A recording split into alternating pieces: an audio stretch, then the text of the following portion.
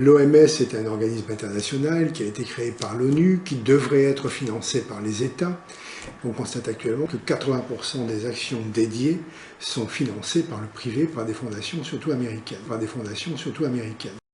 Quand l'OMS prend une décision aussi importante que celle de la mise en place d'une pandémie grippale, parce qu'elle a constaté dans différents États et dans différentes régions du monde l'arrivée de cette grippe, cette décision s'impose ensuite aux gouvernements qui, s'ils sont en face d'une décision prise par l'OMS de pandémie grippale, doivent, eux, ensuite mettre en place des plans de pandémie grippale.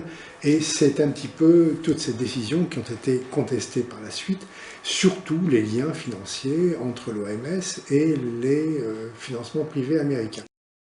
Il n'est pas normal que le comité des 15 experts qui ont eu le plus de responsabilités en matière de grippe à l'OMS ne soient pas connus. On ne connaît ni leur nom et on ne connaît pas non plus leur lien d'intérêt. Donc il y a là véritablement un problème. On ne connaît ni leur nom et on ne connaît pas non plus leur lien d'intérêt. Donc il y a là véritablement un problème.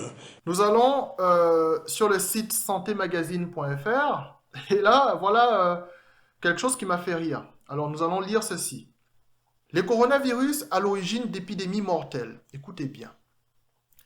Sur le sujet, l'INSERM rappelle que 2 épidémies mortelles sont déjà survenues au XXIe siècle, impliquant des coronavirus émergents, hébergés par des animaux et soudain transmis à l'homme. Soudain transmis à l'homme. C'est le soudain qui me fait rigoler. Donc voilà des coronavirus qui n'avaient jamais été transmis à l'homme. Et tout à coup, soudain, comme ils disent, ces coronavirus sont transmis à l'homme.